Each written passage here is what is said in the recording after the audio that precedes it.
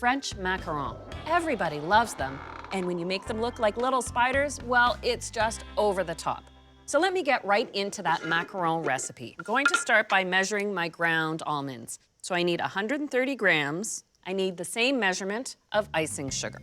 So 130 grams. And now here's a great tip. If you pulse your icing sugar and ground almonds together, it grinds the almonds down, the icing sugar absorbs the oils from the nuts, and that really guarantees a beautiful consistency to your macaron batter and an even macaron when it bakes. Here we go. You won't see any remarkable difference, but I do get a sense that the almonds are ground a little finer. So I'm going to put this back in the same mixing bowl I started with. All nice and soft and fine. Looks great. I'll set my scale back to 0.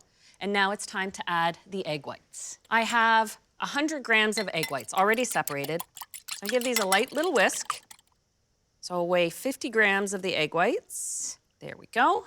And then the rest of the egg whites I'll pour into my mixer. Set my scale off to the side. And now I start in the center and work those egg whites in. When it comes to tinting macaron, I prefer to use a color powder. So this powder, you just add in a little sprinkle at a time. There we go, I've got a nice color tone there. And now the next and last step for the batter is making the meringue. So I'm gonna whip my egg whites just until they're kind of frothy foamy, just for a minute on high speed. There we go. I cast a spell over those whites. They're nice and foamy. Now to the sugar. This is where it gets interesting because I'm making an Italian meringue.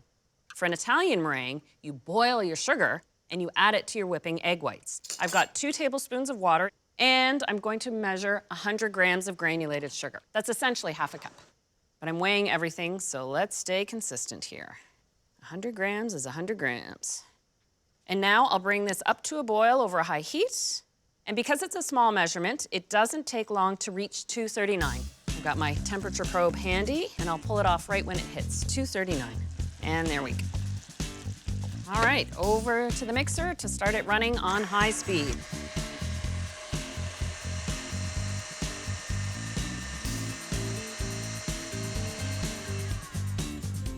Great, I have good volume. It's cooled down. Put about 1/3 of the whites into your tinted base here, and then fold it in until smooth. But this lightens the base, so when you add the rest of the whites, it holds the proper volume. Once you no longer see streaks of meringue, then you know it's folded. So while I let that batter rest for just 2 minutes, let's talk about the baking trays. You want parchment-lined trays, like so, but what I always have on hand is a macaron template. And you pop it under your parchment, so that way you can see where to trace, and then when it's time to lift it away, you just slide it out and you don't disturb those little macarons.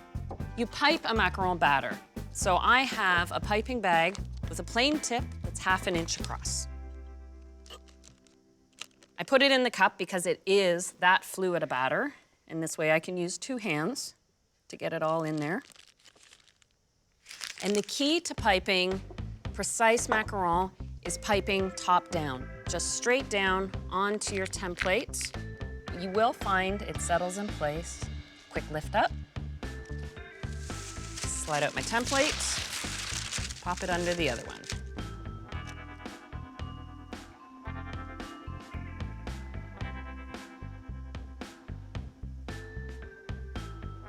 Pull out my template to save for another batch.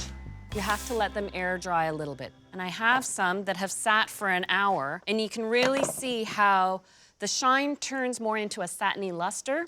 And because I can touch this macaron without bruising it, I know it's ready for the oven. These only take 15 minutes at a low temperature, 300 degrees.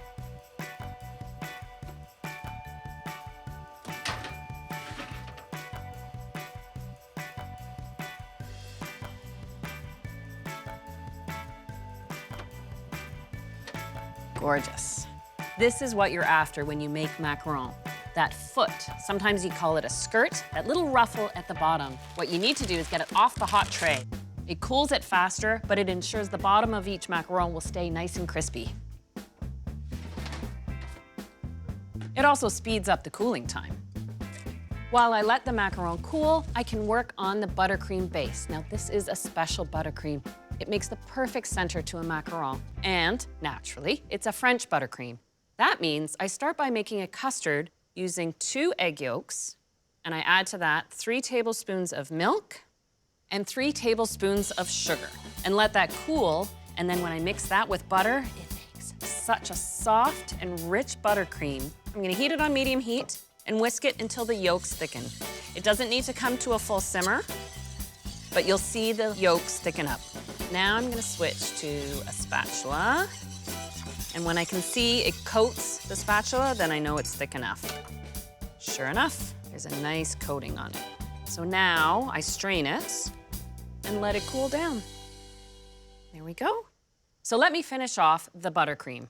My custard base is now cooled, and I have half a cup of softened unsalted butter in the mixer. So first thing I want to do is beat that up until it's nice and fluffy. Now that that's softened up a little bit, I'll scrape my bowl, and you may find you have to do this as you're bringing your buttercream together. As I'm beating on medium speed, I'll pour in the custard and then increase the speed.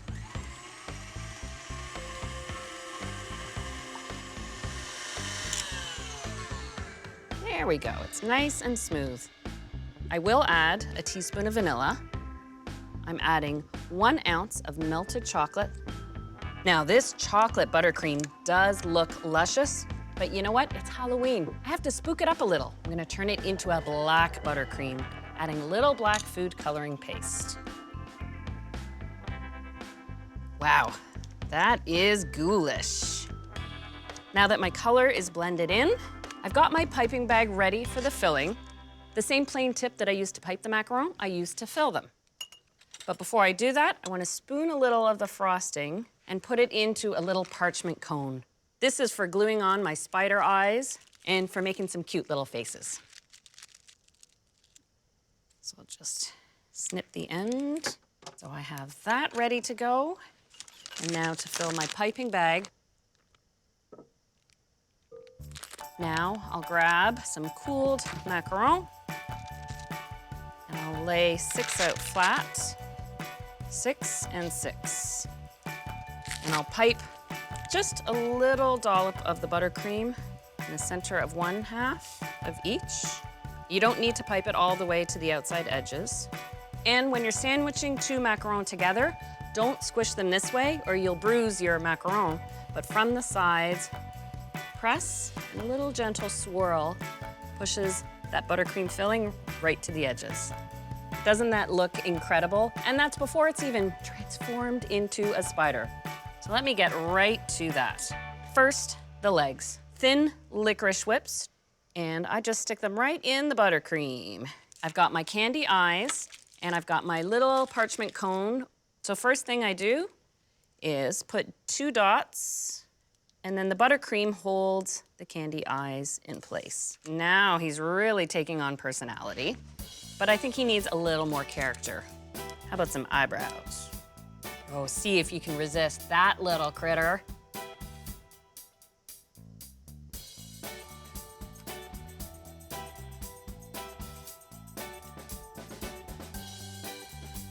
Oh, a spider who's more scared of you? And then a little cutie pie. I'm building quite the spider's nest.